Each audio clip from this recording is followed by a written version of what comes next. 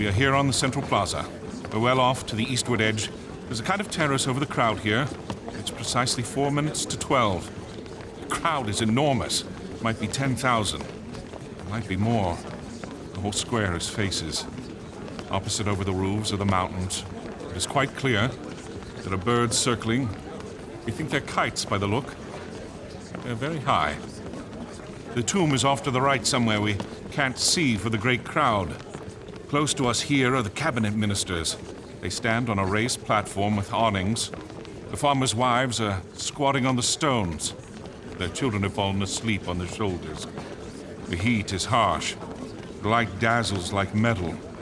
It dazes the air as the clang of a gong does. News travels in this nation.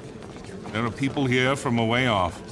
Horse raisers out of the country with brooks in it. Herders of cattle from up where the snow stays. The kind that cook for themselves mostly. You look at the girls with their eyes hard and a hard grin and their teeth showing. It is 1 minute to 12 now. There's still no sign. They're still waiting. No one doubts that she will come. No one doubts that she will speak, too. 3 times she has not spoken. Now it is 12. Now they are rising. Now the whole plaza is rising. Fathers are lifting their small children. The plume fans on the platform are motionless. There's no sound but the shuffle of shoe leather. Now even the shoes are still.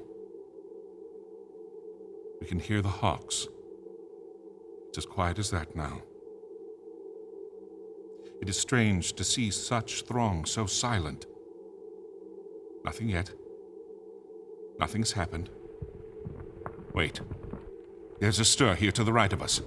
They're turning their heads. The crowd turns. The cabinet ministers lean from the balcony. There's no sound. Only the turning. First, the waters rose with no wind. Listen. It is she. She's speaking.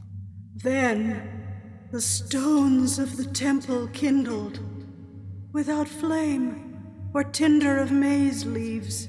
They see her beyond us. The crowd sees her. Then there were cries in the night haze, words in a once-heard tongue, the air rustling above us as at dawn with herons.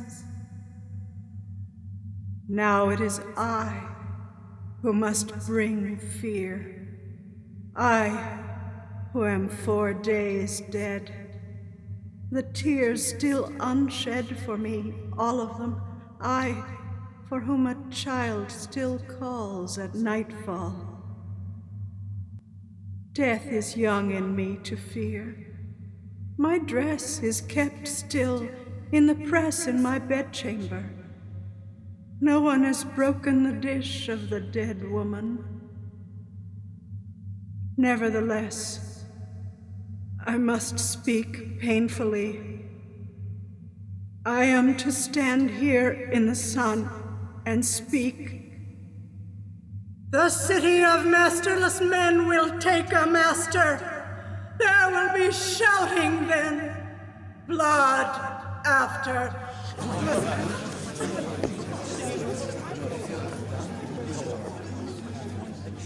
Do not ask what it means.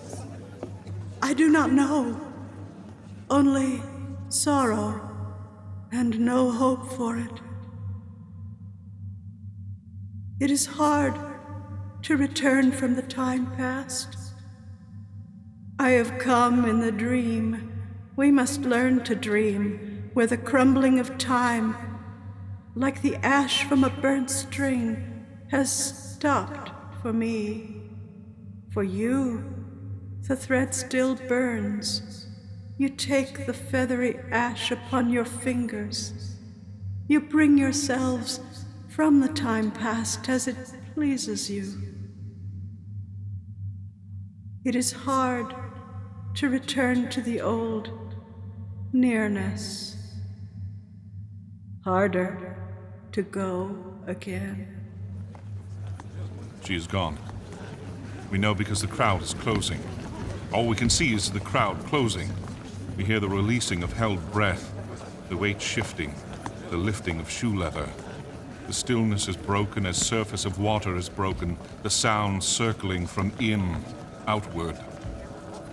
Small wonder they feel fear.